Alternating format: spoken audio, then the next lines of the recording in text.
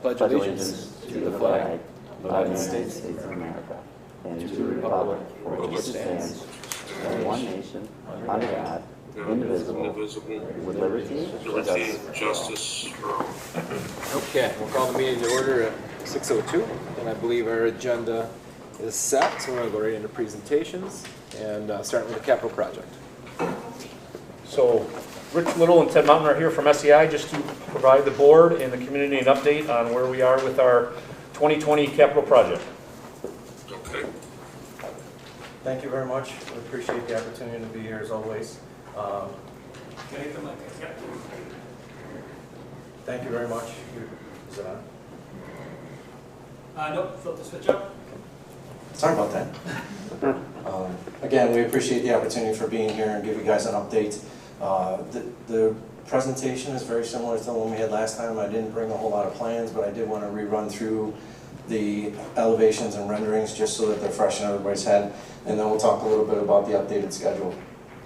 We'll talk about the scope at each one of the buildings, the site plans, and then schedule. The program work at the bus garage, the work that we've talked about before, exterior masonry, reconstruction, nothing has changed there. We're still proceeding with all the work there. Scope at the elementary school, this diagram is just demonstrating the different areas, the scope of the area that we'll be working in. Is there any questions about the scope? Like I said, I didn't bring the plans to go through all the enlarged plans because we've already seen that. I wanted to focus more on schedule today, but I did want everybody to see this before we talk schedule. So if there is a question about anything, just please let me know. This is a rendering looking at the new entrance for the, if I'm blocking anybody, this is the entrance to the elementary school.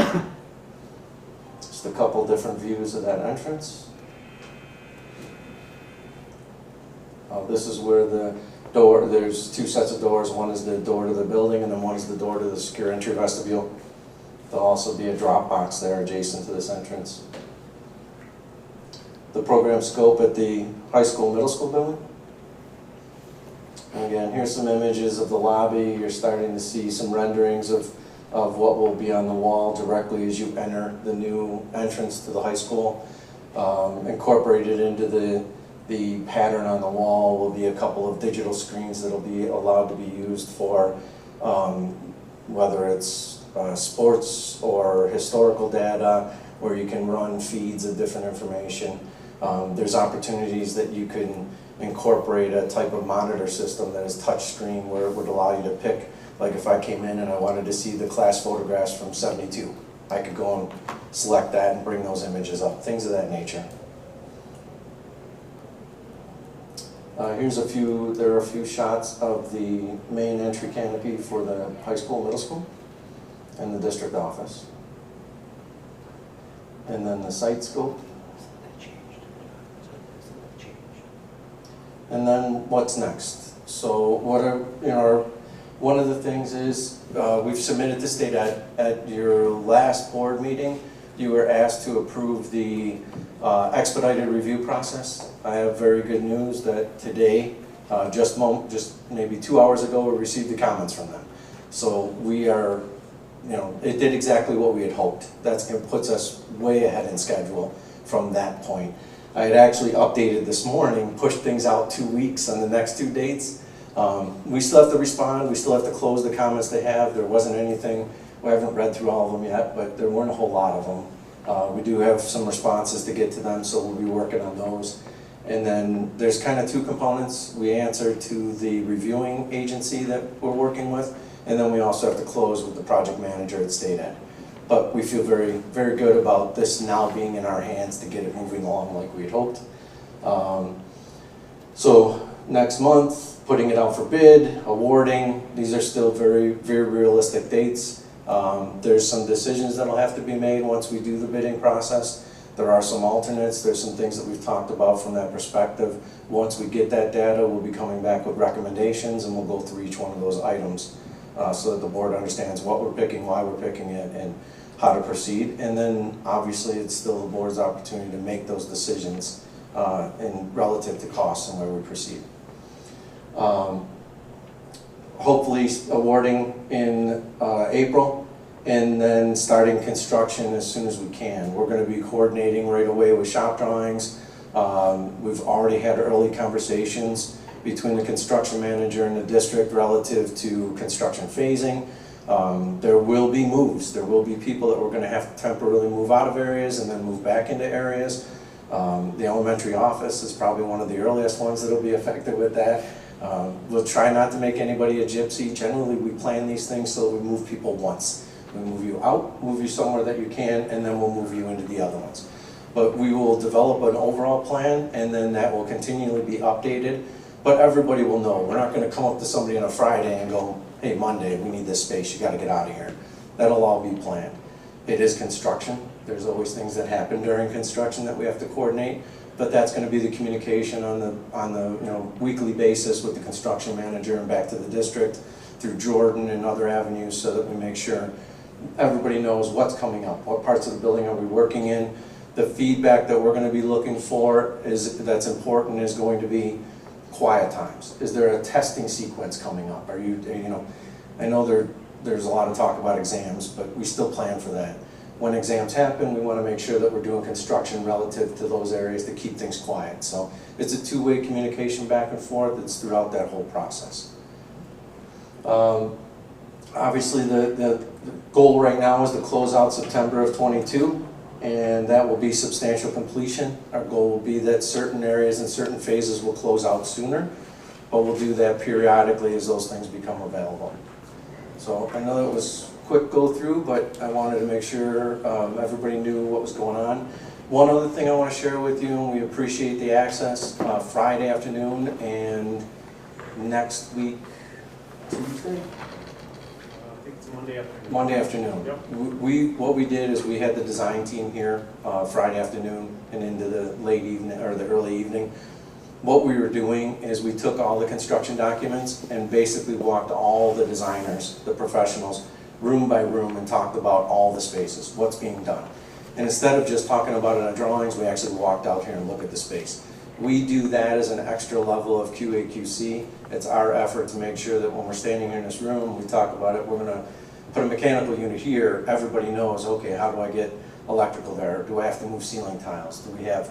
So it was a great exercise for us, and ultimately we hope that it adds to the value of the quality of the drawings, and we appreciate the fact that the district allowed that to happen. So all in all, we think it's a good effort. We appreciated it, and the feedback coming back from everybody has been positive. Some of the things that we found have already being changed on the drawings right now on the Prek-12 bid. So, anybody, Ted, do you have anything you want to add? Just to add a little bit more to what Rich said and to give you some background on the schedule, which is what we wanted to hit tonight. The last few months has been great progress for us, and as Rich mentioned, we got a lot done with coordination and prepping the set that you've all seen and helped get ready throughout the year. We've done a ton of collaborative work with everybody ready for SED. And we got it out to SED, and I think it's a good move that we went with the expedited process, because we're going to be able to bid early, as we show on the sheet, with the the bids happening in March and April. I think that's really going to give you really competitive bidding and cost numbers that will come in. So we're in a good position, and as Rich mentioned, we did get SED comments, which is great. So that means the expedited review process went very quickly. I mean, we had talked to John and Christine about this just a few weeks ago, and already we have comments. So we have the architectural, mechanical, and electrical comments, so that's the full technical review has happened already on the documents. We also got a few comments from the project manager at SED, so we're probably going to be taking another week or two to clean all that stuff up and get final approval for bid. So that's good news. I did see the comments today that just came in, and they were not extensive, so that's also good. We had 7 or 8 comments on the project management side, and on the architectural side we actually only had maybe a dozen comments. So that's very good. They didn't have a lot of concerns about the documents. If you have any questions about the next period of what we're going to be going through, just let us know, because there's going to be a lot happening. We'll get the SED approval. Then, as soon as we get that SED approval, we want to get out on the street to bid for contractors. So we'll be putting an advertisement in the paper, and then that's going to open it up to contractors to come get sets. They're going to be probably touring the building, and then we'll have, we're saying right now approximate bid date is going to be sometime in April.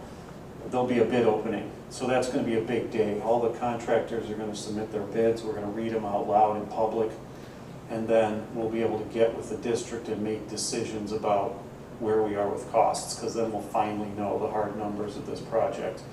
So we'll be able to say we can afford this, we can afford that, we might have to wait on this and do it a little bit later in the project.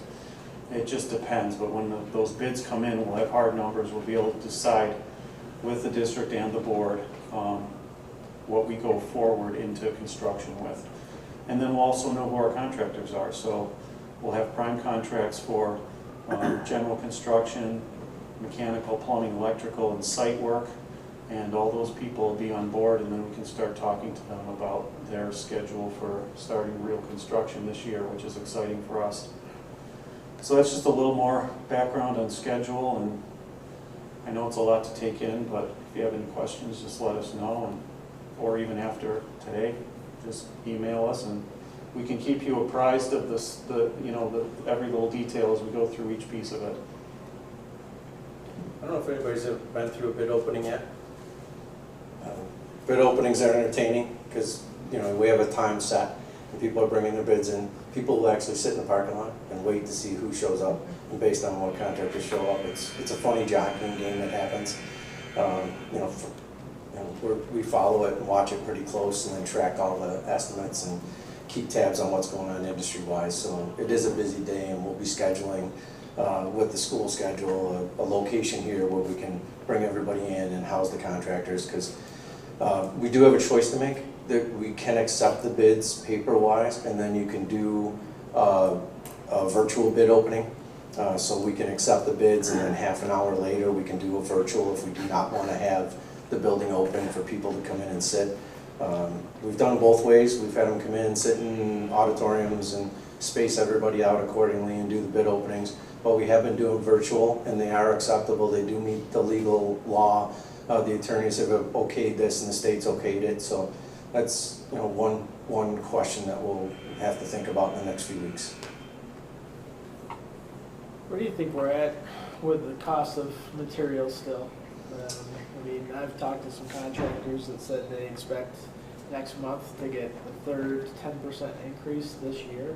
I just read an article that to build a house right now costs $20,000 today more than it did 6 months ago, and that makes me nervous to see stuff like that. So what we're seeing right now is that the cost of materials that has gone up is offset by the aggressiveness that we're seeing in contractors and their bids.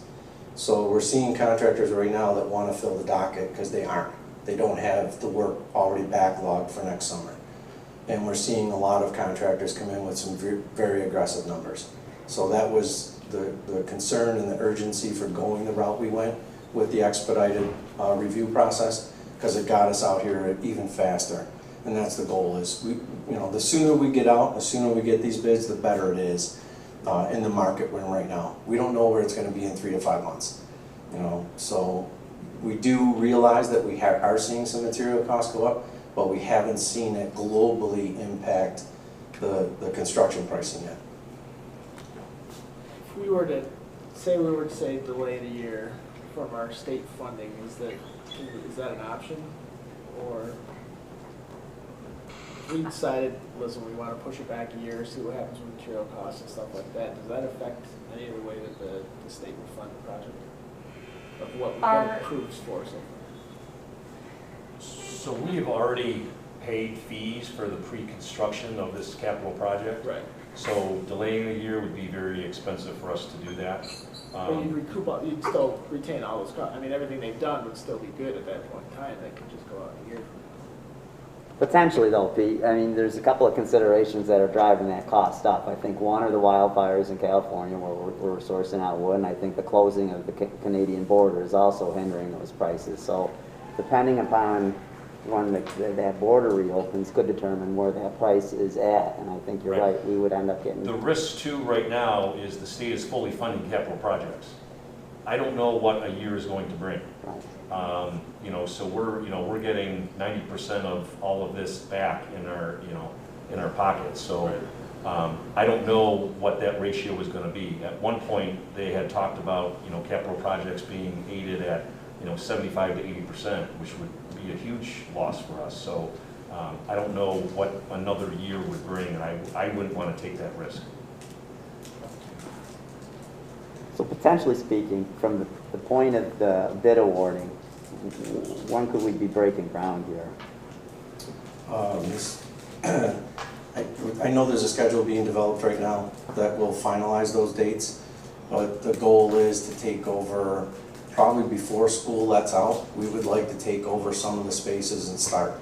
That's why I kind of was picking the elementary school office, but potentially at the end of May, we'd be looking to take over some of those spaces, move people out and start doing some of the work to get it ready.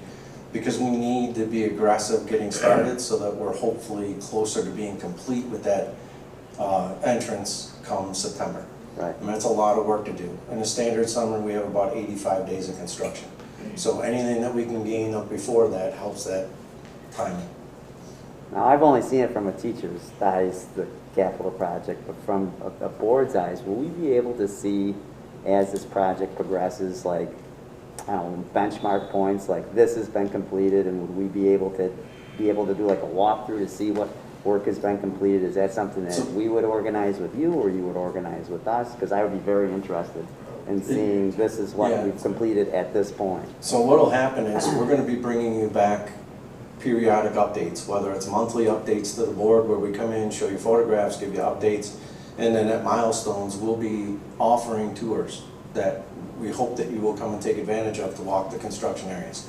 I love to see people come in and understand, like, demo. We do a big significant demo. We'll bring everybody in so you can kind of see what happened when we open the whole place up. Then partway through construction, we get some framing, get some walls starting, and the place is starting to take shape. We come and take a look at it again, and then obviously as we get closer to the end, we would want you to come in and see as it's finishing up. We always like to do groundbreakings too. We'll work with you on scheduling, stuff like that. You have some pretty monumental changes that are going to happen, especially the front of the two buildings. So when we get to those points, it's nice to be able to celebrate and recognize. I think because this is a nice celebration of change, maybe even an opportunity to do putting a shovel in the ground and kick off the construction that we can have happen here later in May. Just as the school year is starting to wind down, we can do a little groundbreaking that would have, again, we'd be inviting the board to be a part of that, the administrative staff and some other people, and celebrate that the construction started. So absolutely, you're going to get updates from us here at board meetings, and then there'll be other opportunities for you to get data as the reports come out. Just a follow-up of Pete's and Justin's, because they made me think about this. How much lumber is actually going to be involved in this project? I mean, we don't use a lot of lumber, luckily. I mean, if that's the issue, I mean, I know home prices have gone up. They're mostly built, stick-built with wood. The projects we do in schools are not heavily done with wood. There is wood that's used in, like, let's say, roof blocking, which we're not doing a lot of roofing. So my point is, and miscellaneous things around the project, but there's not a ton of wood. so therefore, even if the Canadian border opens up, that's not going to influence, that's not likely to lower our prices very much. I thought you were onto something, then I thought, they don't use it. What affects us more in school construction is concrete and steel prices and asphalt. So steel prices will be important to watch because we do have steel work going in the small additions that we're doing at the entranceways. So, but yeah, we don't use a lot of wood because school code requires us to be pretty much non-combustible construction. So we can only use it in very limited spots.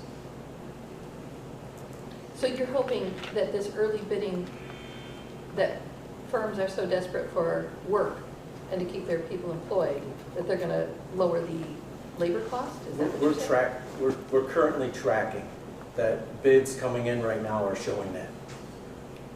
So this is not based on a hope, it's based on what we're factually seeing coming in on bids across the state.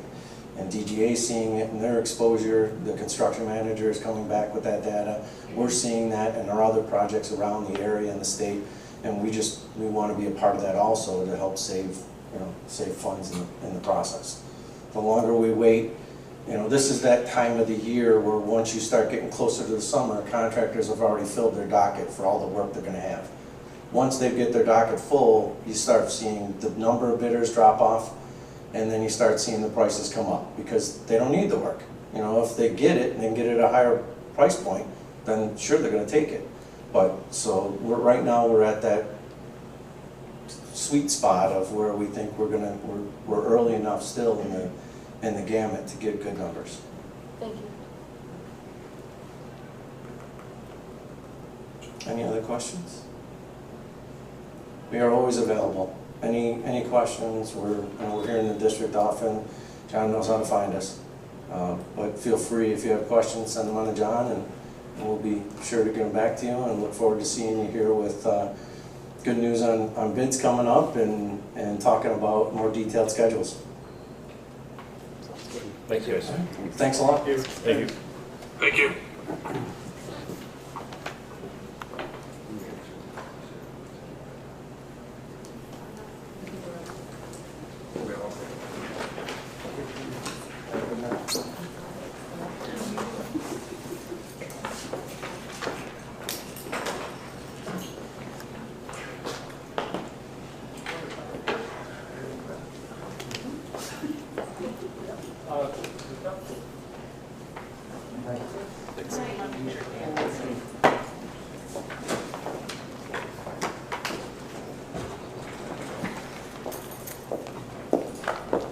I'm up first.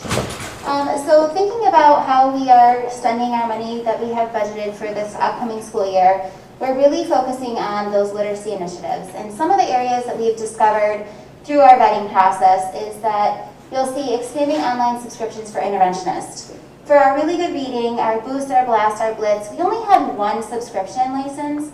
So therefore, if one interventionist was using it for a class, the other interventionist didn't have access to it. So we really want to make sure that all the resources we do have, everybody has full access to them to make them valid. So really we're just kind of expanding those areas. We're getting some additional foundations, manuals for our interventionists so that they can support the learning and the pre-teaching and the spiraling review that they're happening in Tier 1, back into Tier 2 and Tier 3.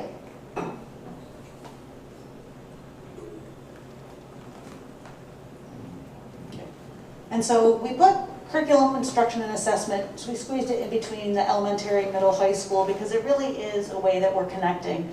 And so like Lynn mentioned, one of our big initiatives this year, or my big for our teachers and kids, is a literacy initiative. You've seen in our school newsletters, we talked about reading at the elementary, and then last time was at the middle school, and then we'll be talking about it at the high school.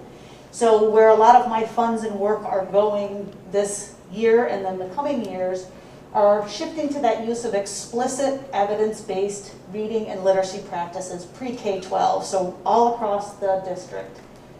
Everything that we do supports our priority standards, that work that our teachers did last year.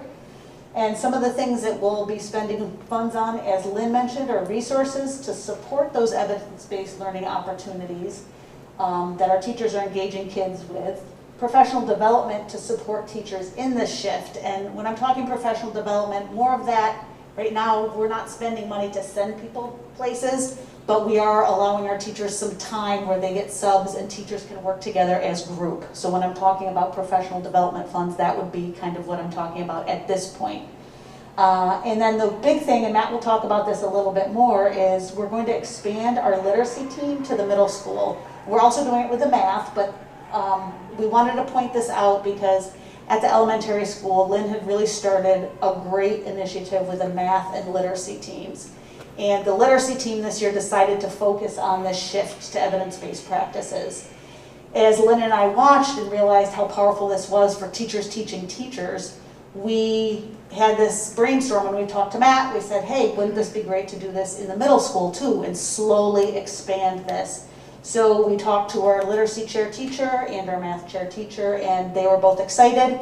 And so we are going to expand the teacher-driven PD to the middle school, as well as the opportunities that I bring for the teachers. So that was a really exciting thing. The other big area that has been on my radar is something called MTSS. Anybody who knows education, we're full of acronyms. MTSS stands for Multi-Tiered Support Systems. You may be familiar with the term RTI, Response to Intervention. That's the academic portion of MTSS. We're expanding our umbrella because we realize, especially during this COVID time, there's so much more to what's going on with our kids. So we're expanding to include behavioral and social emotional. So at the elementary level, we've been restructuring the referral process, the support systems. Our big focus is on using multiple data points, not just looking at one point. And again, that's going to provide our students with multi-tiered systems of support, not just for that academic piece, but for that behavioral piece, getting our counselors involved with this. I'm starting at the elementary level because they already had a solid RTI process in place, so that was a great starting point. We are working through really beefing the system up, and again, the next goal is moving it into our middle high school. And we'll probably start with middle school. This is kind of like that gradual release model. So that's the big initiatives, and that's where the funds will be going for curriculum instruction and assessment.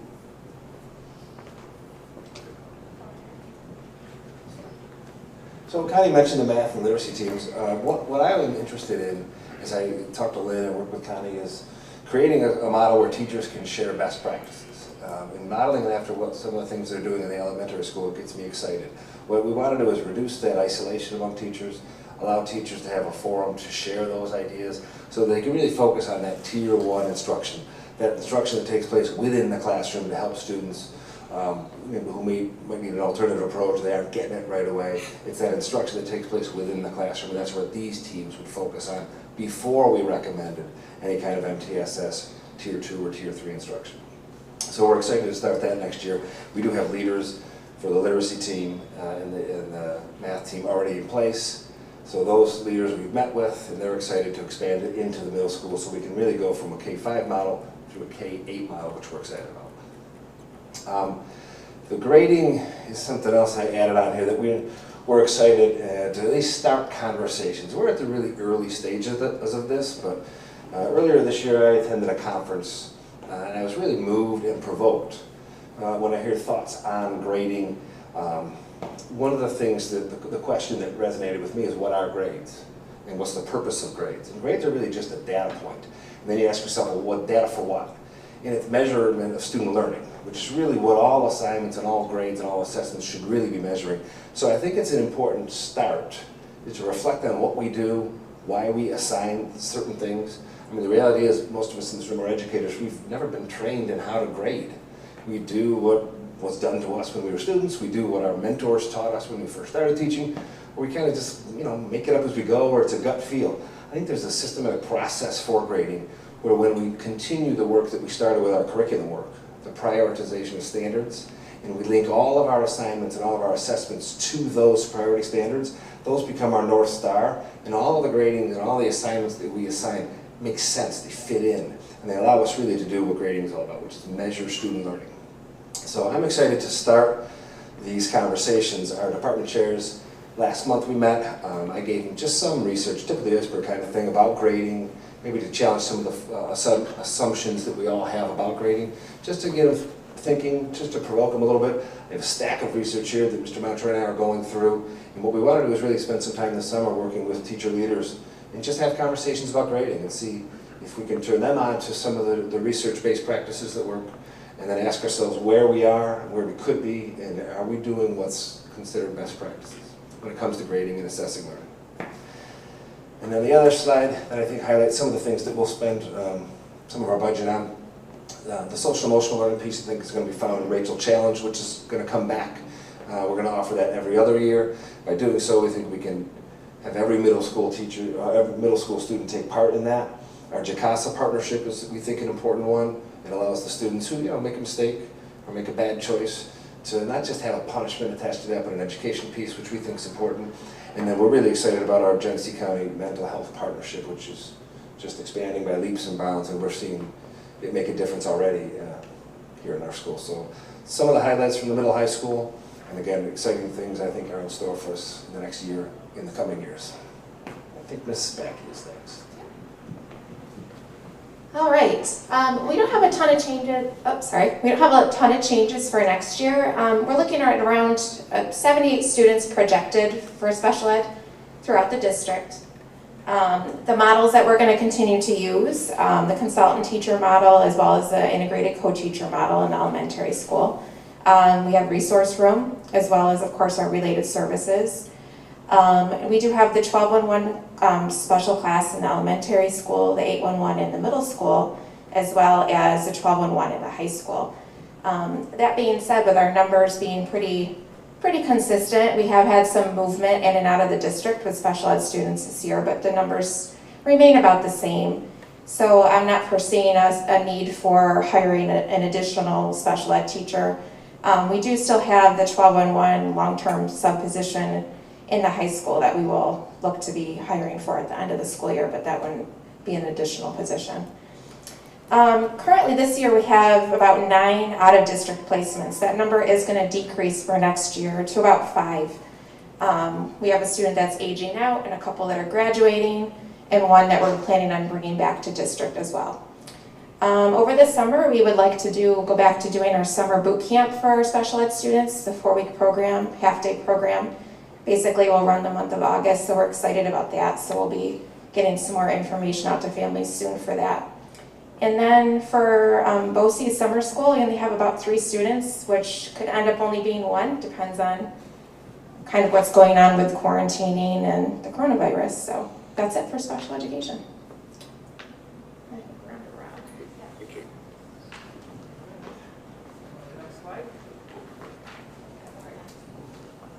All right, hello everybody. Just a couple of updates for our technology between this year and next year. First up is the annual Chromebook refresh. We started by having our Chromebooks live on a 3-year cycle. So the plan was we purchased for 3 years, and then after that we replaced them on a rotating basis. Based on the durability and how students are treating them, we've changed that to a 4-year process, which has helped. And some of them are going on years 5 and 6 right now, and they're still working. So a mobile device like a Chromebook is very similar to a smartphone, and you know how long a smartphone typically lasts. Well, these get abused a lot more because they're coming and going at all times, the hinges can wear, things like that, batteries.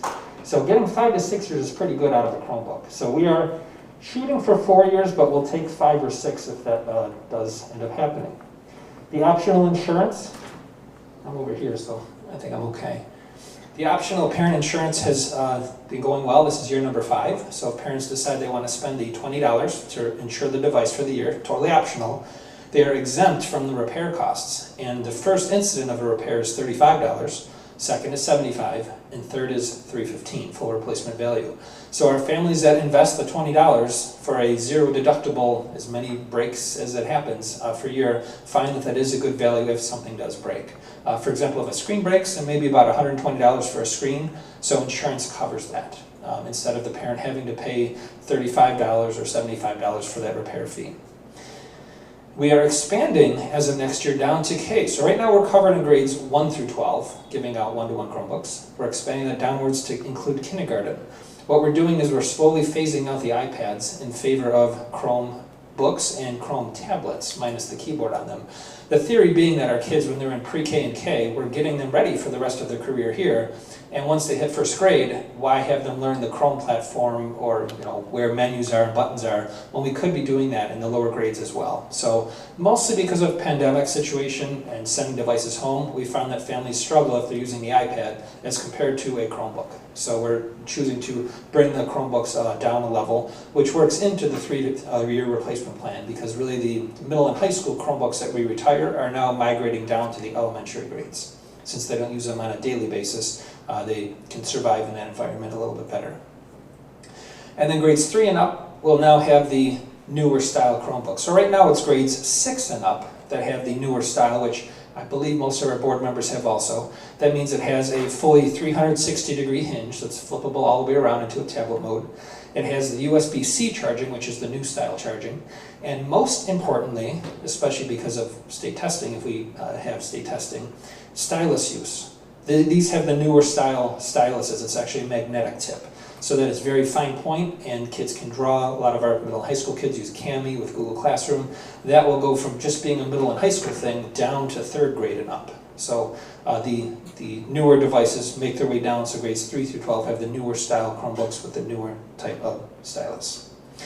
Next up is the Parent Square platform. So it's our unified platform. We are in year number 2 technically for it, and it has been, from what parents say, better than email. Because sure, we can use email and send emails back and forth, but things can get lost and get cluttered with email. Parent Square has been a really way to consolidate things down, so people have been appreciating the ease of use for both administrators, teachers, anybody that really wants to post an employee here out to their audiences, even for sports too, have been finding Parent Square a quick way to get information out. The third one I have is remote and hybrid learning. Because we are one-to-one, we can switch back and forth as needed. And I know Mr. Peterson was talking about this too. At a moment's notice, if a kid has to go to remote learning, it's not a huge lift for us to change everything in terms of internet device, hardware that they're going to have to be able to work at home compared to at school. Because the teachers here are using Google Classroom, whether the kids are sitting in front of them or they are remote. So their ability to switch back and forth between hybrid versus remote and back in school again is possible because of the one-to-one that we've been doing for years. So thankfully we're not in the boat like some districts were, where suddenly the pandemic hit, we got to buy Chromebooks, we got to teach platforms, we got to do all this stuff. We already had it in place, which helped to shift back and forth. The fourth one here is actually 2 things together, the PA system and the Cisco phone system. So I have with me here one example of the new style phone that we're going to be seeing in our classrooms. And tonight you'll see on the agenda approving information about that on a 3-year plan. So a phone system is, because it's a big project, it's not something you do in 1 year. We're dividing it in 3 years. It is BOCES aidable, which means we are paying 20% of that full sticker price that you'll see listed in there. And with the phone system going from a completely analog system that we have now to a completely digital system, this uses the internet, essentially. This is a computer as compared to the analog phones that are in the classrooms now. There is a digital display, full color, much like you would see on a smartphone.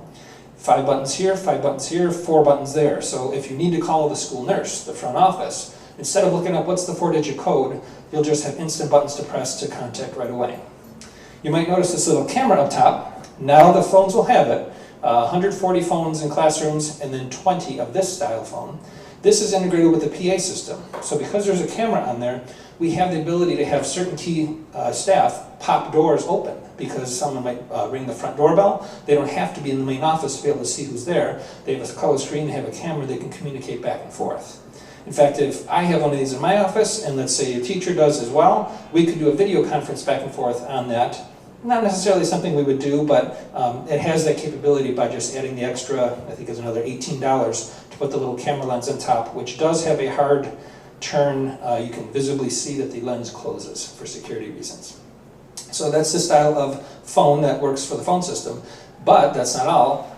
All of our PA system, I'm pointing to the speaker up top here, and on the wall, the clocks, which will be involved too. The PA system and the phone system are all one thing. It's a mass notification system. So if there's a lockdown, if there's a security threat, if there's a shelter in place because an ambulance is coming, not only can we send the message out over the PA system, but a visual on the screen can show up as well. So because it's color-coded, we can have a yellow screen or a red screen, and when all things are clear, it turns to a green screen or something like that. So even in a room like this, if you're looking at on the wall, it's mounted, even though it's 20, 30 feet away, you can see the color of the screen. And so that was shown to us by, I went to the Medina School District and a couple others that have the Cisco phone system, and they're really talking about all the benefits of having your phone system and your PA system all be integrated together. And that's done with a tool called Single Wire, which lets us do a whole lot of things, including the flashers outside the buildings, as I said, releasing doors. There's just a whole list of things. One of the big ones too that I'm a fan of is every staff member will be able to get their voicemails in their Gmail inbox. So rather than having to physically be at a phone at campus to hear your voicemails, you can just check your Gmail, and it's the audio files are attached. So that is going to be a big difference for teachers because we don't currently have that now. as well as the ability to place and receive phone calls, not even from this device, but from the device many of us carry in our pocket. By installing the Cisco app on this phone, I'd be able to place and receive calls that look like they're coming from my extension at school. So, for example, if I'm a classroom teacher, it's 7 p.m. at night, I gotta reach out to a parent, I could do it through my device, and it looks like it's coming from school, because their caller ID shows up as his school extension, and we're calling back. So the teacher does not need to give out their personal cell phone number to send and receive calls. That would have been even great too during pandemic teaching, when we all were trying to place and receive calls when we weren't physically on campus. But now truly the 24/7 approach can happen because your school phone is not a piece of hardware that sits on your desk or mounted to the wall. It's a thing that is cloud-based. So it is really a night and day difference compared to what we have, and we're pretty excited about that. Then the last thing I have on the list is the Khajiit mobile hotspots. Good news here, and the number I'm going to mention is $45,000. When the pandemic hit, we had to decide how many hotspots do we buy. We had 850 kids. We took surveys to see who says they need internet if they're fully at home at all times. So the number we guessed at, 175. We said 175 units to support 800 some kids and 100 some teachers, right? That was totally just a guess that we picked. You have to pick that number and you can't change that number. So we had to put the money, it's purchased through BOCES, but you make the purchase at the beginning of the year and you have them. I reached out to the vendor and I said, you know, I didn't turn on all 175 units. I've only turned on about 70 or so of them. Is there anything we can do to like get a credit for next year? And had to go a little bit of back and forth there because they did not want to say yes up front. But they did agree to that. So when I put in, Christine saw it in my budget proposals for next year, we need $45,000 to cover next year's hotspots, a smaller batch. Now I can eliminate that line item completely because they took our current expiration and pushed it forward a whole another 12 months. So now we technically did pay for 2 years within 1 year. So that is a big chunk that I was able to take out of my proposals for next year, which I think was very, within the past week, I just got that news. So that was good for the mobile hotspots. And I have to say the families that are using them, a lot of them are returning them because when they needed them back a couple months ago, they didn't have Spectrum. But now Spectrum came to their house, gave them internet, so now they don't need the hotspots anymore. And I can tell because I go on every week, I can see the usage patterns, and I look to see, and I put them, you know, most used to least used, and I look at the bottom of the list of least used, and I reach out to those people. And I say, hey, it looks like we haven't used them the past month or two. A lot of times I said, thankfully, Spectrum came to the house, wired them up, and now they're good to go. So our reliance on hotspots has gone down because people are taking the steps, and thankfully, Spectrum is servicing the areas out here for cable. So any questions on the technology bullet points that I have for you? You said the phones were internet-based? Yes, voice over IP, yes. So if the internet were out, would we completely lose communication? No, the reason why we have still they call POTS lines, plain old telephone service. We still have copper wires coming to the school, and we would fall back on that as the method to place and receive calls. It would mean we couldn't handle like 50 calls at once, but if we had a dozen of outgoing or incoming calls, we could handle that. That was my question. How does that work? Does there have to be another device, another phone on the wall in order for that to work? Or right now we pay Spectrum and Verizon. Verizon does the copper old-fashioned lines. Spectrum does the internet lines. And so they're combined together. What we'll be able to do with the new system is reduce the amount of copper lines coming in that we pay to Verizon, which are, I think, $22 per month. And right now we have like 15 of them. We can reduce that down to maybe 5, and that will be an instant savings. So not only will this new phone system pay for itself, but after we get to the 3rd or 4th year and pay off the devices we just got, or will get, now we're saving money. So by moving to the new phone system, which is a night and day difference in features, actually is a cost savings measure once we hit years 4 and 5 and beyond. so when the internet goes out and there's no phone service, who will have phone service? If the internet goes out, the connection to the outside world, just like how our Wi-Fi works, internally we can still call each other with extensions, but it reverts back to the old, which we have now, the copper lines. It's just not as much capacity to handle a ton of phone calls. It could handle a dozen or so. Well, that's my point. So who would get that dozen? Can anyone try to make a phone call out on the old copper line when they no longer have internet phone service? The system automatically detects that there's no internet connection, so it reverts to the Verizon landlines, to the Verizon copper lines. So it can only handle a dozen. That's what they said, roughly a dozen instead of A 50 to 100. A dozen for the whole district? A dozen for each building? It's all one platform, so it doesn't matter where you are in the district. But if you placed a phone call and it took maybe a second or two longer, that's because it realized there's no internet connection, so fall back to the old-fashioned landline, the Verizon line. And then don't forget too, because the vendor reminds us of this, if people need to call 911, majority of people are going to have a cell phone they can use to call, so it's not like we're totally stuck with no internet whatsoever. Just like now when the Wi-Fi goes out, we're not totally stuck because there are other devices we can fall back on.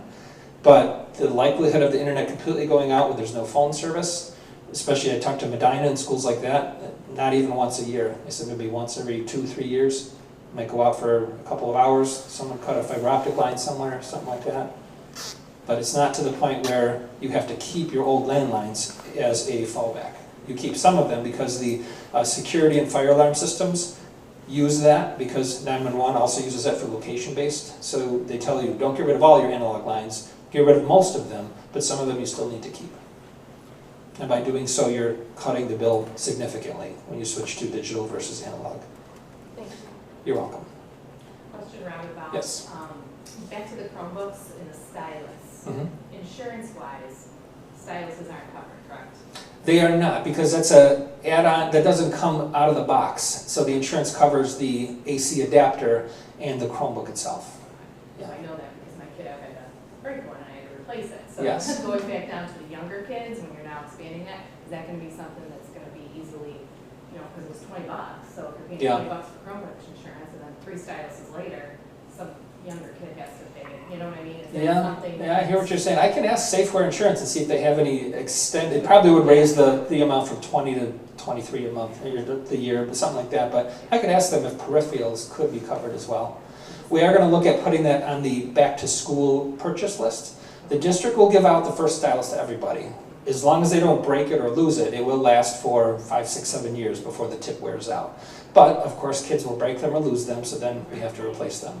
In most cases, it's not considered mission critical. They can still use the device with their finger without needing the stylus, but when you use the stylus, you're used to using it, and it's just a comfort. So, especially like a math or a science class. Yeah, that would be good to look into. Sure. Anything else? All right, moving on to whoever's next. The fun stuff, the money, like what everybody wants to hear.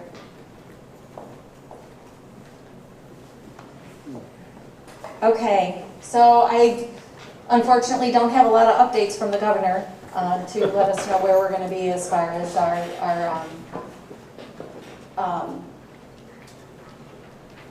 where we're going to be as far as revenue from there. So I want to start off talking with you a little bit about our tax cap. That is the next thing in the series of, who's doing that? Keeps moving it. Where's the mouse? It's on that. Oh, it's over here. That's okay. I don't want to talk about technology. I really don't. Keeps going back to Khajiit and hotspots. It's hard enough to say. So, here we go again. So the next milestone in our budget process is the tax cap calculation, which is due March 1st. At this point, we're looking at a 1.95 as our max levy increase that we can go up to. It's still under the 2%. It's a very complicated formula, but that's where we're landing at. We would be able to raise the levy of $103,000 would bring us to $5,416,000 from our existing $5,313,000. And so at the bottom here, I showed what the potential increases would be if we went with a 1%, 2%, or 3%. Going with up to the 1.95, we wouldn't require a supermajority with our budget approval. But those are our options at this point in time. As you can see, I highlighted it, I had it highlighted in red. Oh.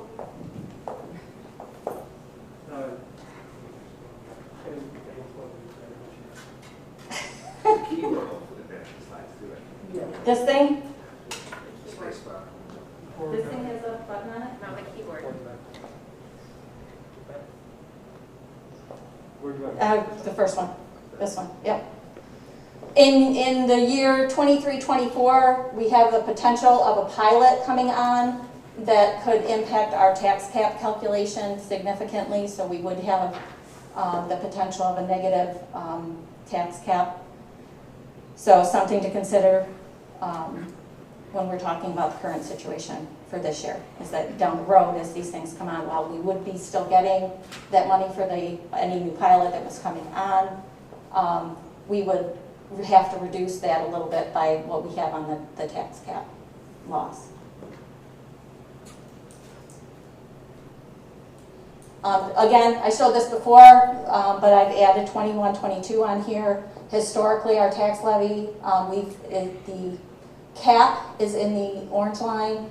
The blue line is what we have gone out for each year for the levy increase. Last year we went with 0% on average over the last 9 years since the implementation of the tax cap. We have not, our average increase was 0.85 over that period of time, so we really haven't, we've kept it low. And even adding in a 1.95 during the 21-22 year, we would have an average of 0.96 over that 10-year period. So you've seen this before. It's a little bit changed. You know, our expenditures, we're looking at a 1.98% increase on our expenditures from the plan year 2021 to 21-22. That's $418,000 increase. The things, basically what drives that is strictly our contractual obligations, things like health insurance, salaries, ERS, TRS are going up. We talked about that last time a little bit. So there's really not much we can do on those. We're still looking at numbers. Obviously, Rob, thank you, Rob, pointed out that there can be some other potential savings, and we're just having follow-up meetings starting next week to talk about this, and going to start talking about where we're going to end up with 2021 as well. Down here at the bottom, we're still looking at a $639,000 gap to find. As you noticed last year, we used a little bit of reserves to balance the budget. This appropriated fund balance is something we've historically used every year, and we've had that available to us. So those are some things that we can potentially do. This reflects using the 1.95 increase on the tax levy. The state aid numbers at this point in time remain unchanged. We don't have a lot of updates. The governor's budget's not due till April 1st, and you know, while we are hopeful with the news of them not withholding the 20%, you know, it's still unknown, a lot of unknowns, so it's hard to pin that down. So until that point in time, I don't want to say, let's go and use this reserve or that reserve or what we're going to do to balance the budget. Again, we're still finding things out with the expenditure lines, if we can tighten that up a little bit. But there's not a whole lot of news where this is at this point in time. Next month is when we're going to do the full budget presentation, and you'll have more information, hopefully, at that point in time. So just in summary, right now, the anticipated budget-to-budget increase is 1.98%. Still waiting on final aid runs. Tax cap, my first pass at it, I have to upload that for March 1st. If we go to the cap, it's a 1.95% with yielding us about $103,000 towards the budget. That is able to be changed all the way up until May. So if we decide, even if I submit it now and say 1.95, if I submit it now and say 0, we have until May to make those changes. And March 16th is our next board meeting, and at that point in time, I'll be giving a full budget model presentation. Does anybody have any questions? So I hope this doesn't come off wrong. I'll apologize in advance, but I understand what we're trying to do here is extremely complicated, and that we have raising costs and everything else. My real concern for the community in this is that we know that the federal government's going to raise their taxes this year. We know the state's going to raise their taxes. And here we are raising our taxes too, which to me just doesn't sit well with me. Yeah. And then I know it probably doesn't anybody in this room. Absolutely. And I'm sure you've done it in there and haven't shared the details, and maybe you'll share the details next month, but I feel like we've gone right to, we're raising the taxes, and we haven't talked about, okay, what are we looking at that we could potentially cut? I know nobody wants to cut things, but I just feel like we kind of, like the writing's on the wall, we gotta raise taxes, but I haven't heard a lot of, okay, we can cut this, we can cut that, to try to balance that. Maybe that's what you'll get into next month. Exactly. But it just, Exactly. you know, to me, it's hard to me to do that to the people of this community, knowing that every tax out there is gonna increase in the next year. And that's a budget, that's a decision that the board needs to make. Right. That is not my decision to make, that is for the board to make. Yep. This is strictly for presentation. It is to show you what that dollar figure would be and the max we could possibly go to. I'm not suggesting that we do, and I'm not suggesting that we don't. Right, so our cap is the 1.95. We're not saying that we need to go out with that. We're just showing you in reflection what that does to our tax levy. The concern that we do have more so long range is we're going to have a lot of pilot agreements with these solar farms and wind farms coming on. With the pilot agreements, and depending on if they're 15 years, 20 years, what the pilot agreement actually is it does produce districts money. But what that does is it's added to your tax levy, which then really ends up bringing down how much you can tax the community. And then what happens is when that falls off, you have a gap there. So there's just a concern where in about 3 years, what we're projecting is we're going to have a negative tax cap. And if you remember, and of course, Christine and I weren't here back in, what was it, 2016, when you had that negative tax cap, it ends up hurting you. So we want to stay away from that. And you know, Christine and I kind of looked at some of the numbers and we said in 3 years, if we have a negative tax cap, it'll be interesting to say that we're going to go out to our community at a 0% tax increase, but we're going to need a supermajority vote for it because we're going to be over our tax cap. So there's a lot of numbers that are going on here. So certainly this is just where we are at as of right now. And yes, we have not sat down. We do have a couple layers of possible cuts. We haven't talked about using appropriated fund balance or any reserves to offset that gap. So over the next month we have a lot of work to do to see where we fall. The concern though is that if you take a look at our history on that slide, it's the lack of not raising it in the past that hurts you almost now. Correct. I was part of, a district that was 0 for 5 years. And all of a sudden it hit them and they went out with a 10.6% tax increase. Where if they just went out at 1 and 2 over the 5 years, I think everybody would have said, okay. So there needs to be a healthy balance because you're also talking about $103,000 that you're leaving out there that you are not taking in, and year after year after year after year that builds up that you just didn't have that money to work with. And again, I'm not here to say to raise taxes, but this is just where we are at this point in time. John, There's why did you have that huge gap in that other district? Why did it suddenly change that you had to raise it that large amount? Because you throw in circumstances, you throw in, the GEA, or you throw in a pandemic. So it wasn't like the pilots ended or you suddenly Correct. lost revenue? Correct. And then all of a sudden, people aren't going to go for that. And you had new administration that came in and, they kind of used up all their reserves and didn't have any. And then they realized that they were in trouble. And so they tried to start recouping that. And I think they just waited a little too long for that, to happen. and then they found themselves cutting lots of programs and lots of teachers. Because we're limited in how much we can have in reserves, correct? We are, yes, certain reserves, yes, correct.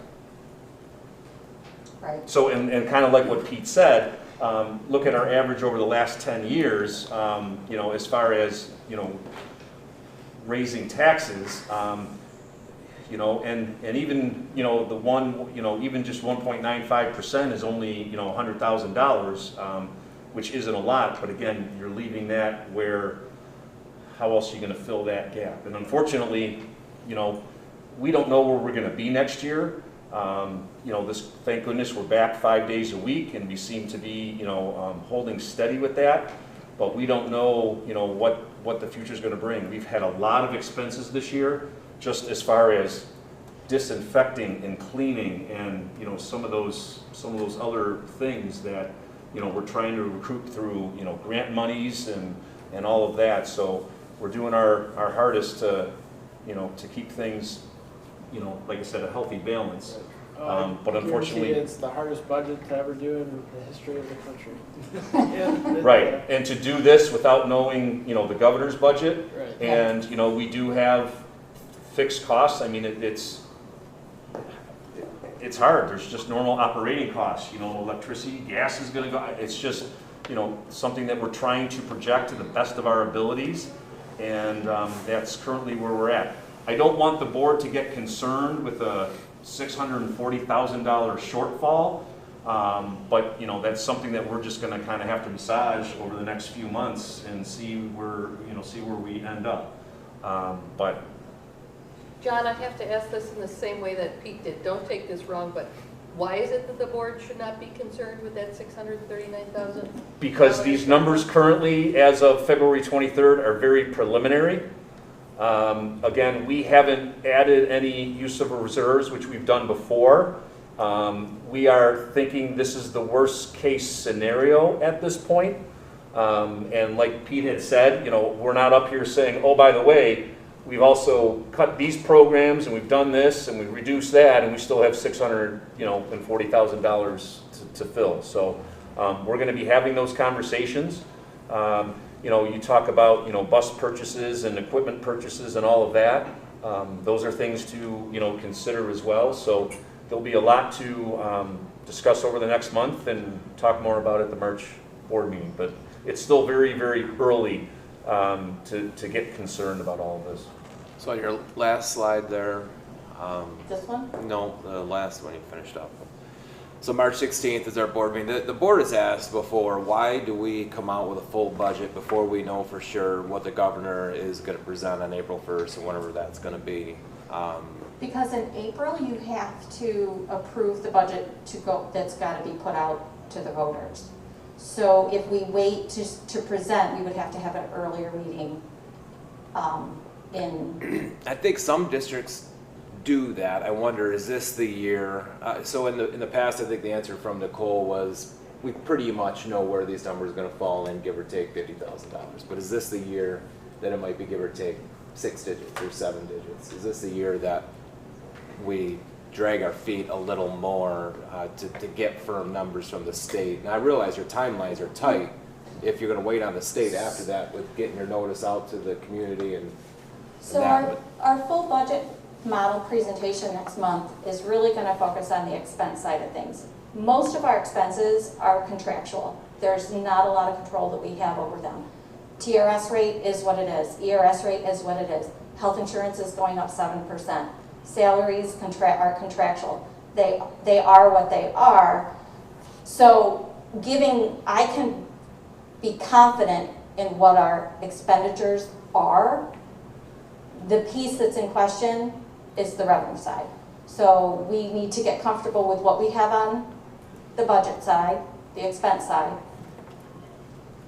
We'll have more information on the revenue side, and hopefully we'll have good news on that, and we'll make some decisions at that point in time on how to bridge that gap.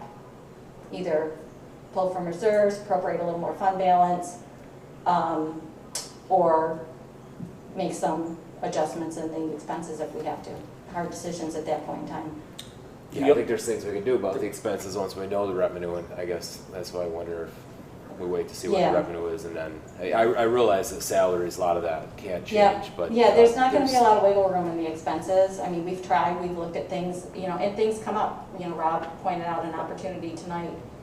Those things happen, and we've all had challenging conversations about looking at those numbers through that lens. And as the months go on, as I previously mentioned to the board, you know, back in late December, early January, we kind of did a wage freeze. So we are being very, very, what's the word I want to use? Very, very strict with the money that we're spending right now, just to see where we're at. So as the months go on, we will get a feeling of, you know, what our expenditures are, and hopefully they aren't what we projected. And, you know, there's a, you know, there's a possible surplus of extra funds, because it's a lot easier to project your expenditures than know the revenues coming in. Unfortunately, that's the name of the game. So usually by December, January, we kind of shut things down and only spend on emergency, you know, protocols. And hopefully by April, May, June, we get a better picture of where we really are with our expenditures. So there's a possibility that, you know, if there is additional monies at the end of the year, we pay forward and buy things that we know we have to next year that will close the $600,000 gap. So that's why it's there, but it's not something that we need to figure out in the next, you know, 24 hours. I think our surplus last year was in the neighborhood of $600,000, wasn't it, that we, Correct. that we used to move forward?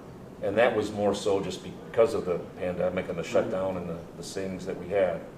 I am hopeful that we're not shut down and we can continue on until June. But at the same time, you know, like I said, that's where you kind of, you know, tighten your belt straps and, you know, hang on and see where you're at. Okay, anybody else? Thanks. Thanks, Bruce. Thanks, sir. Approval of minutes. Be it resolved that the minutes of the January 19th, 2021 regular meeting be approved. Can we get a motion? So moved. Second. Any discussion? All in favor? Aye. Opposed? Passes. Visitors' requests? All set there. First reading of a policy. Okay, so the state has given us a policy that needs to technically go into effect by March 23rd, so I'm giving this to you as a first reading, but I do ask that the board approve it at tonight's meeting. It is a very simple policy stating that all of our single occupancy bathrooms in schools are gender neutral. We have the signage.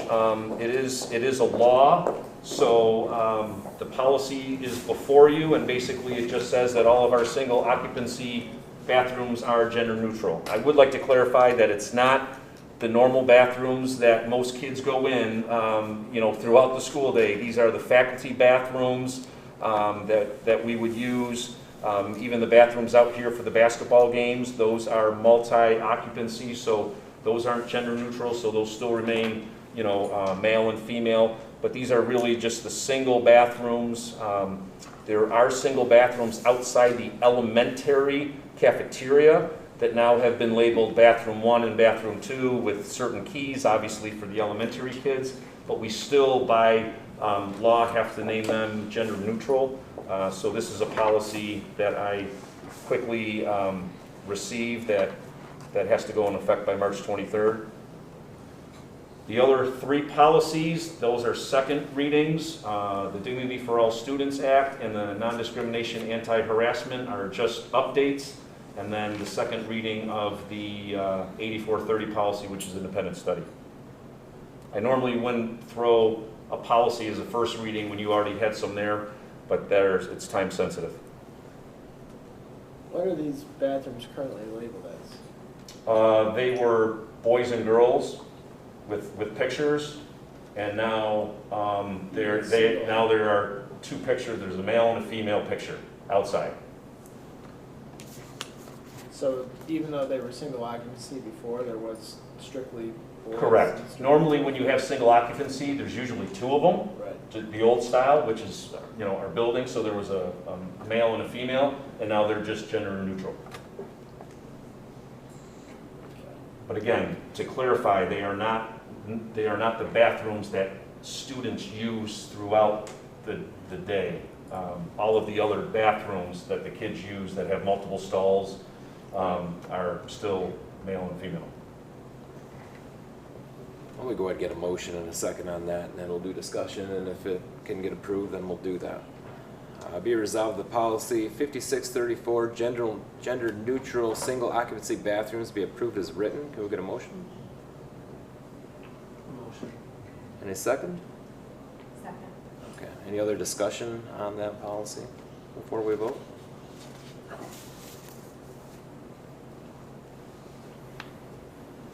Okay, all in favor?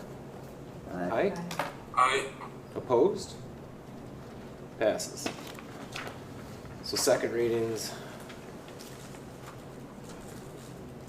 on 3 policies: dignity for all students, independent study, non-discrimination, anti-harassment. We've got an introduction to those policies. We can push that off the next month if we want to. Correct. We could field questions on those policies and attempt to approve those this month also if we want. Does anybody have any questions on those policies? I did for the dignity for all there, John. When it's time to report incidents to the superintendent of trends at all that are occurring. It says it's done once a year. I think it's on page 3, maybe, or 4, I think. Where is it at? Yeah, reporting incidents.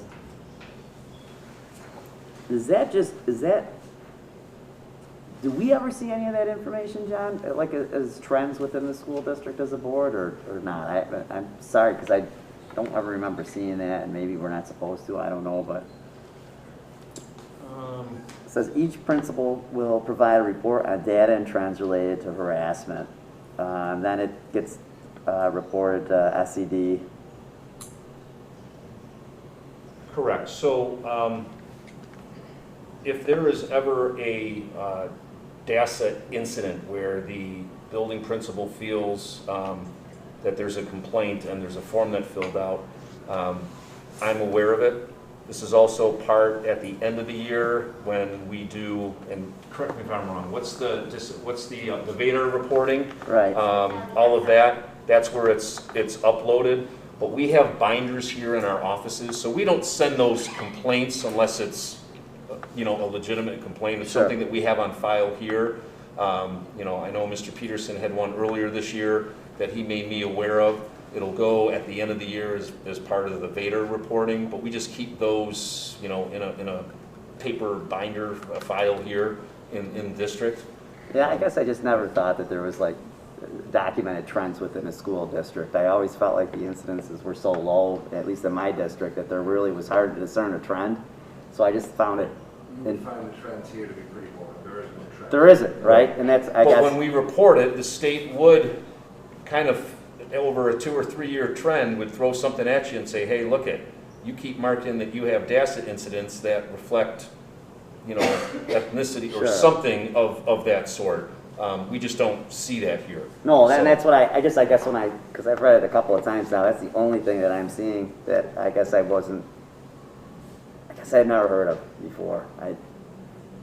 So if that wouldn't be a report that we would ever see though, John, right? That trend, because there isn't one.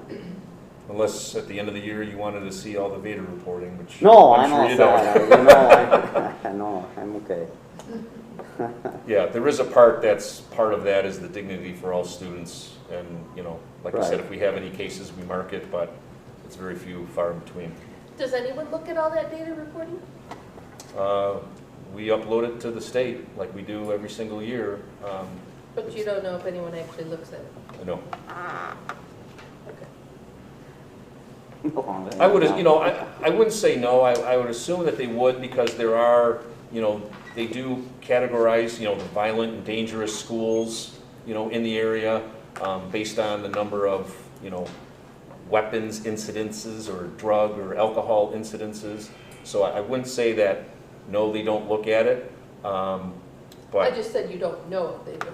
Yeah, correct, Okay. correct. But there are distinctions that are made based on some of this, you know, this data.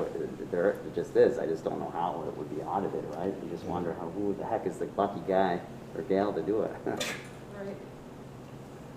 And then this would be in the code of conduct. This would be shown in conjunction with the code of conduct. Or, No, so the DASA reporting is really, or is that the discrimination it's one that I'm thinking? it's of? really I thought it was. based on the incidents. It's really up to the building principals whether they categorize it as a DASA incident. Okay. And that's when they would reach out to the families, and then forms would be filled out by, you know, the victim and all of that stuff. So really, But it's at the discretion of the. Students have to be notified of it with the, didn't it say that students have to be notified along with the code of conduct? Or it has to be posted all over? Was that the discrimination? I'm getting confused maybe with the Yeah. 3420 non-discriminatory anti Harassment. Yeah, thank you. Which one said that? No, I can't remember. No, I can't, and I just I think it might have been that anti-harassment, non-discrimination. Yeah, you're they're just so saying. similar, it feels like to me.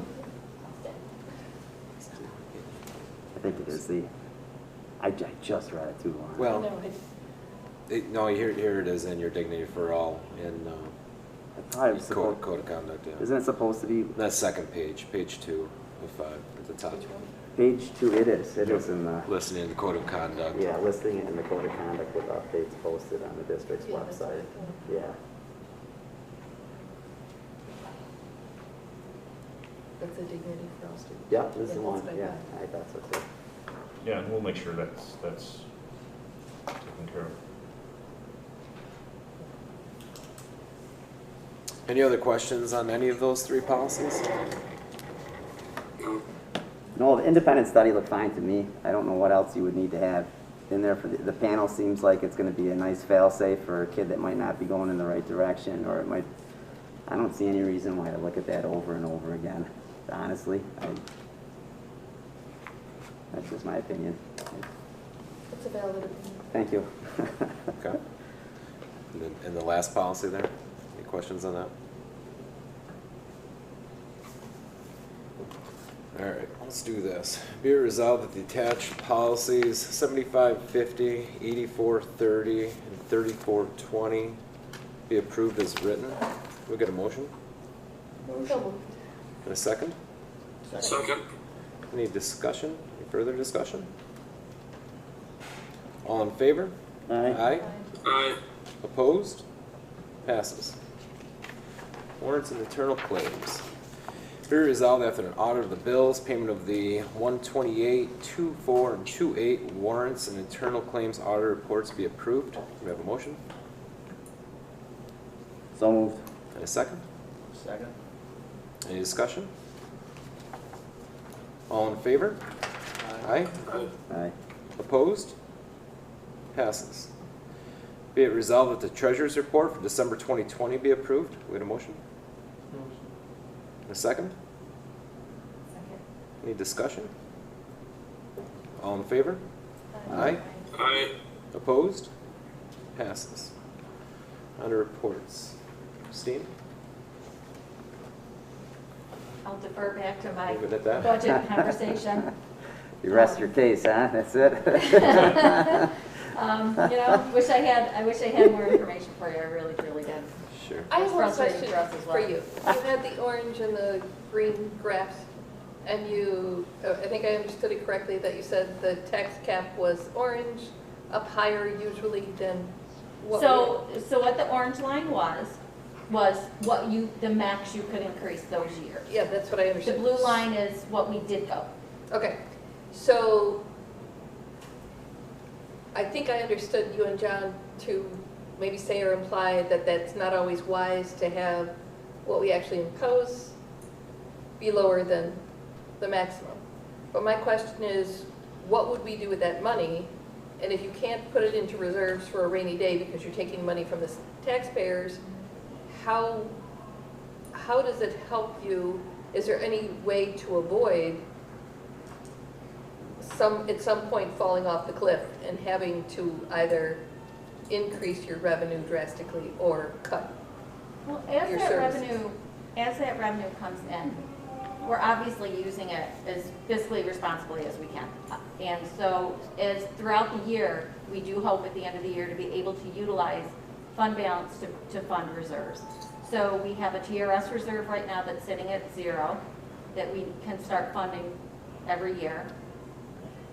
We have a capital reserve that we just depleted, and we're going to hopefully go out for a new one in May for an approval that we need to start funding as well. So that's where, that's kind of your savings and what you would be utilizing that for, is to help sustain your reserves so that those are there when you have those type of situations where you need to dip into a reserve to say, look, we need to use this to pay our ERS bill this year, or we need to dip into this to pay our TRS bill this year. Then you have those things available to you at that time. The problem is not funding those reserves sufficiently. You don't have that option at a later date, and that has happened in districts. Okay, that's what I wanted to understand. Yeah. Be sure. Okay, The, thank you. the other point, John, what you're saying between the two lines, if you don't go out to your tax cap, your maximum tax cap, you drop below that, that sets your new base for the next coming year. Correct. To what you can point your tax cap to. You'll never make up that difference from the previous years. Okay. So you're losing out on that portion that is taxable. So each year, as you go below your allowed tax cap, you're going to be constantly going down. And to get above that, then you'll have to have a super majority of voters if you don't maintain the minimum tax cap. It doesn't seem like it was the purpose for the tax cap to always go up to the tax cap, whether you need the money or not. I feel like it's, you know, a program gone awry a bit. Yeah. Well, I think that's the misnomer of the governor did years ago when he says a 2% tax cap, because it's not necessarily a cap on taxes, it's a 2% of your levy. You know, and everybody, you know, when he gets out and talks, it's a 2% tax cap, but it's not on your tax per se, it's on your levy. So it's. No, but when you think of a cap, you think that that's it. You don't Yeah. want to get to that point. Right. But then, you know, the more you talk about it, then it's probably where we should be getting closer to. Depends on the lesser of the two. Right. Or your CPI, you know, that gets into these numbers. Careful. Yeah. No. Yeah.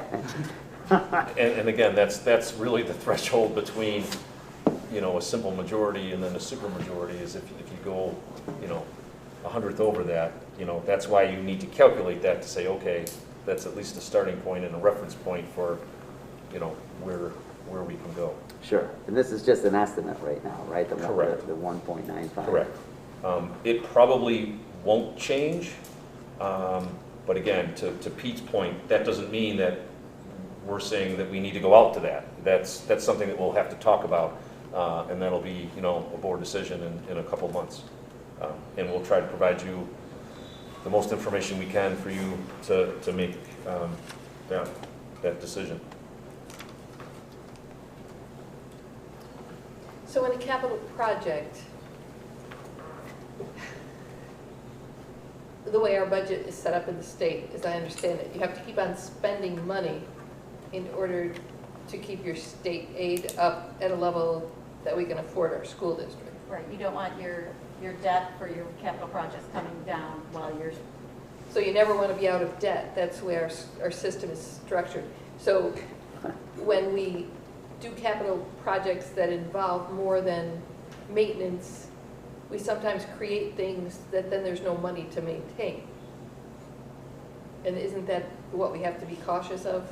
Like, if we put in, I don't know, an indoor track, then we would have to maintain it, clean it, keep a roof over it. So it seems to me like a catch-22 for the taxpayers. But at the same time, if you think about the work that a district, I mean, there's always going to be repairs to a school district. Right. There is no way that a community with taxes and the operating costs of a school district could keep their buildings up and running. So when we talk about doing the building condition survey every 5 years and we go to doing a capital project, think about we're spending $15.3 million worth of work, but look what it's costing our district. It's not costing our district $15.3 million to do $15.3 million. So that's why we're on this rotation for a capital project. When this capital project's done in 2 years, we're going to be doing another building condition survey to start another capital project. It's just going to roll over and roll over, because there is no way that if we just went by taxing the taxpayers and putting a budget together, that we could keep these buildings, up and running. There's just no way. And that's why every district, you hear about capital projects being approved, every year from, the area. I think there's 2 more capital projects. And Leroy? What's that? Leroy? Leroy just passed one. I know Pembroke just passed the bus capital project, because the state aid that you get back, as much as there is a little bit of payment from the district, you get, tenfold in the amount of work. I think the smart schools money, Lorna, would be an example of what you're saying there, where we invested in technologies. The money came from the state, but that it becomes our burden to replace, these things going forward. We get the money up front, but there's an ongoing expense to maintain these things that becomes our burden. Any other questions for Christine? Okay, John? Sure. I just have a bunch of shout outs here. I first want to just give kudos to our cleaning staff. Obviously, just with the guidelines that we need to follow and the extra sanitizing and disinfecting they do each and every day and each and every night. Now you throw on basketball games where, we're emptying between the JV and varsity games. They're spraying down the bleachers. They're wiping all the individual chairs. That is something that they're not used to, and they have done that without one complaint. I've been here, and they actually do it with a smile on their face. And I just want to thank, Jordan's cleaning staff for, just the extra stuff that we're asking them to do, above and beyond just their normal cleaning of the classrooms, here. I just want to thank them. I also want to give kudos out to the chaperones. I'm sure you walked in, the chaperones, are here, and, they're here to watch the crowd. We don't have really much of a crowd. It's only our home fans. Everybody's been great, but now we're asking them to take temperatures and sign people in and tell people to keep their masks up. It's just something that they're not used to. And once again, the chaperones that are here at the games, they're doing a fantastic job with all of that. And if you would have said that they would be doing that, a year ago, they'd probably laugh at you. So I just want to thank them for that. Fall season 2 is going to start March 1st. So that for us includes volleyball, football, and competitive cheer. I can't imagine football practice out there in a week, so that'll be very interesting. But I'll assume that those dates are pretty soft, that I wouldn't be surprised if they push those back a week or so. But we're going to be full boat with fall season 2, and we'll just wait on the guidance. I think volleyball inside is going to be very much like basketball. Football, because it will be outside, that may have a different feel to it as far as spectators and letting visiting opponents' parents come in. And then competitive cheer, we obviously they're not cheering at the basketball games. They won't be cheering at the football games. This is just competitive cheer, so they'll be practicing and then hopefully have a couple events on the weekends at certain places that they can go. So we're full boat with that. I mentioned to the board before, we're moving forward with our musical, although it's going to look different and feel different. Wendy and Dave and Danielle have been doing practices and wonderful work. So they're going to put on Little Women, and that's March 19th, 20th, and 21st. And I've already talked to Wendy about the spectators to come there. We do want people to come and see the performance live, but again, it'll be under COVID restrictions. But I can't wait for that, and we will live stream it. We'll figure it out so that people can enjoy it. Want to give a shout out to the middle high school teachers and the middle high school, more so the high school student council, for just a fun Winterfest last Friday. They took some time, took a few hours at the end of the day last Friday, and they went outside, and all the kids acted like 5-year-olds and had a blast. You know, snowshoeing and, you know, cross-country skiing. There were a couple bonfire pits, sledding, throwing snowballs, and it was nice to see the staff out there too. It was just kind of a nice break from, you know, school, and it was nice to get outside. And the middle school will be doing that this Friday. And last but not least at all is I just need to give a shout out to our nurses. Again, day in and day out, they are just doing the impossible, just keeping track of the kids, making communications with families, just trying to keep everybody healthy. They report to me every single day because I have to fill out a form that I have to send to the state, and they do a fantastic job just with record keeping, and we just couldn't ask any more of them, and they're phenomenal. So certainly appreciate all their work during this time. So that's all I have. Thank you. Any questions for John?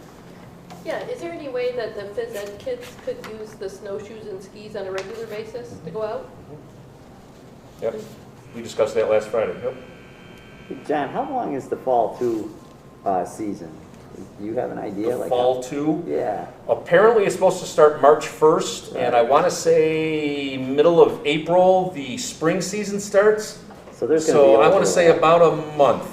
So there's going to be a little overlap here. There's going to be an overlap here with basketball into football. Yes. Okay. There could be at the most a 2-week overlap, depending on how successful we are if we end up going to sectionals.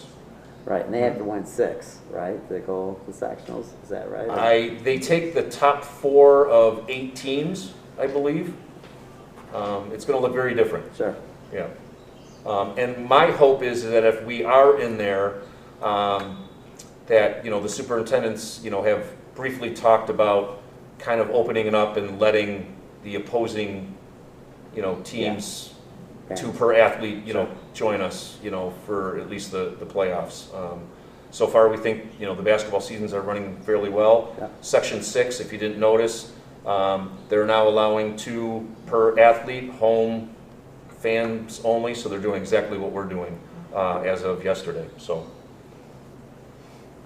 John, since the new guidelines with all the contact tracing, I mean, we haven't heard anything, I haven't gotten any parent square stuff, so is everything kind of really good, or just not even anything to, I know I hate it, but, I mean, does that, yes, we, you know, our plea to have the kids mask more often, even when they're seated, you know, to have the teachers, you know, do the same and really explain to the kids, hey, look it, this is really for your protection, has really, really helped.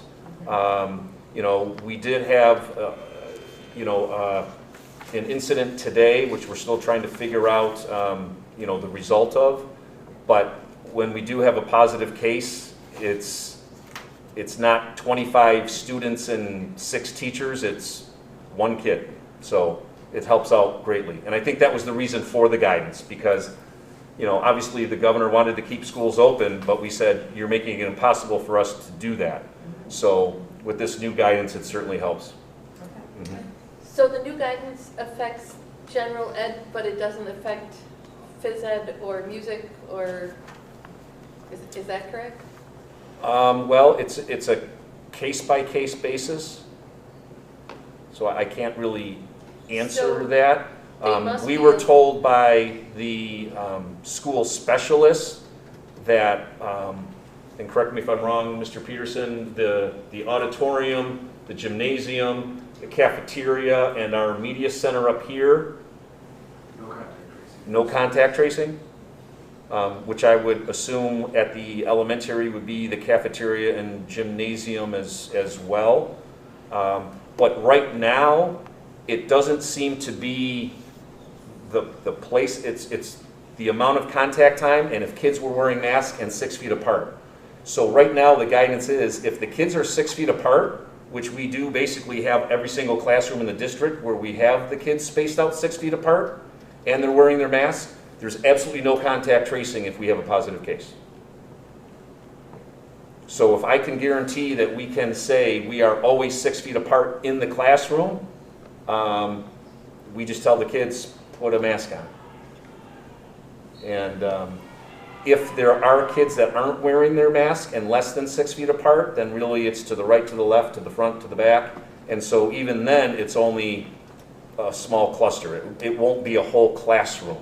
And very rarely would it ever affect a teacher. So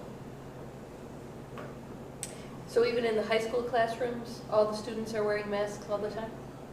I'm not going to say all the students are wearing masks all the time, but when we do I was our gonna say, contact you're a tracing, miracle worker. what's that? You'd be a miracle Yeah. worker if you could do that.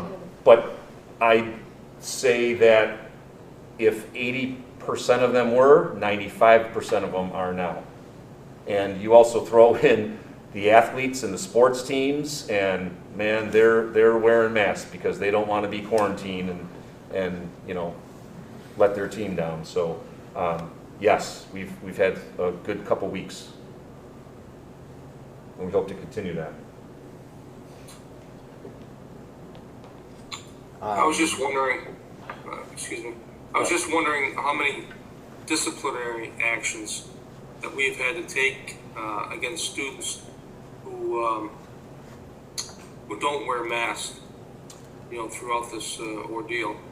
So I would like to say 0, at the very most, maybe a couple talking tos, because what Lynn and Matt did at the onset of this back in September is we had told the parents in the community that we weren't going to fight kids that weren't going to wear masks. If they weren't going to wear masks, then you have made the choice to learn remotely, which is an option.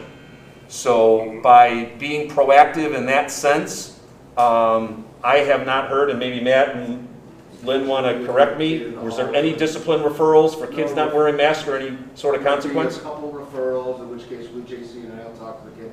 We'll see a kid in the hallway with their mask like this, and we'll kind of remind them, pull it up, and they'll do that. It's really not been a major issue at all. No, it hasn't been a major issue, Tim.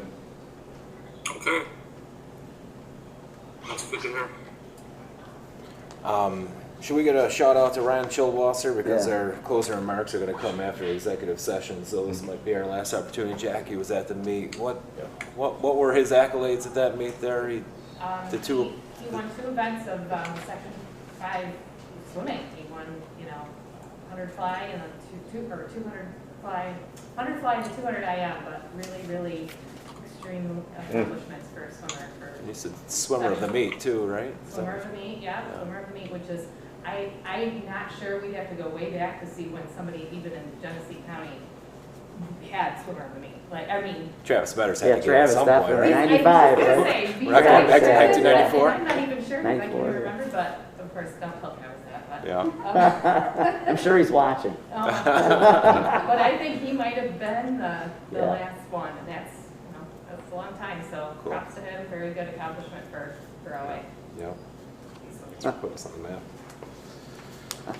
Any other questions for John before we move on? All right. Thanks, John. New business. Be it resolved that items 9.2 through 9.6 be approved via consent agenda. Get a motion. Motion. Second. Any discussion? All in favor? Aye. Aye. Opposed? Passes. Communications? Doesn't look like we've got too much. Discussion roundtable? I don't think anything was submitted there. Subcommittee reports? Probably not a whole lot going on there, right? And is that something that we're gonna, revisit doing subcommittee stuff, or how, do we have an expected type of? I was the same questions last year, Jack. Well, I guess they just keep coming up with nothing, I just don't know if that's ever a So Haxton will come up at the end of the year. Justin will be on that. SOAR, we're really just doing the once a year, and we've done that. I don't know about the rest of those. Was it health and wellness? I think Nicole was on there, right? Right. So she's gone, so do we have? Connie, yeah. Okay. So that's. Connie's doing the health and wellness. Okay. JC, I don't know if you have the safety committee, any safety committee updates? We did have our last meeting. The board will be getting the district code of conduct to be approved for those updates for the pandemic plan. Lockbox, oh, thank you, yes. We have a new lockbox recommendation, talking to Lynn and Tim. At the fuel island, there's a fire extinguisher compartment to the right. In there is a lockbox that has a pin combination.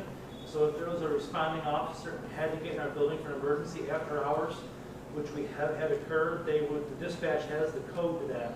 They could tell any responding officer coming here, no matter which law enforcement agency they are, the combination that locks so they can get into our buildings. It has a fob and a key, so they can get in if there's an emergency.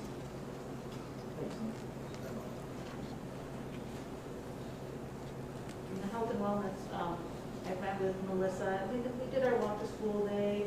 We're planning on doing the bike to school day in the spring. Beginning of March, we have a National Unplug Day. We're going to try to utilize Parent Square. It's been a pretty low-key year with some of that. Internally, we do stuff with the kids. The teachers are really good about that. We're going to try to partner with some of the PE teachers and maybe come up with some creative ideas. Maybe do last year, Lynn, we had an outside snow day similar to the Winterfest they do up here. We did that with the littles, actually right before we closed down for COVID. So, weather dependent and timing, we'll plan something like that as well for the littles. But nothing really big going on this year. Hopefully in the fall we'll be able to resume with the full committee and have people present. Will we bring the color run back maybe next We year? are going to do the color run. Oh, We're no. talking about doing 2 different ways depending on what the cap looks like so we can keep the safety. So you're saying this year you'll do the color run? Yeah. All right, in cool. June, I got killed last year. and we have to I do 3 got fully ways to go. blasted. Well, that's cool. That's fun. Okay, personnel. Be it resolved that personnel items 12.2 through 12.7 be approved via consent agenda. Get a So moved. motion and a second. Second. Any discussion? All in favor? Aye. Opposed? Passes. Be it resolved the Board of Education enter executive session at 7:43 for the purpose of discussing contract negotiations and pending legal matters. Can we get a motion? So moved. And a second? Second. Any discussion? All in favor? Aye. Aye. Opposed? Passes. I think we're going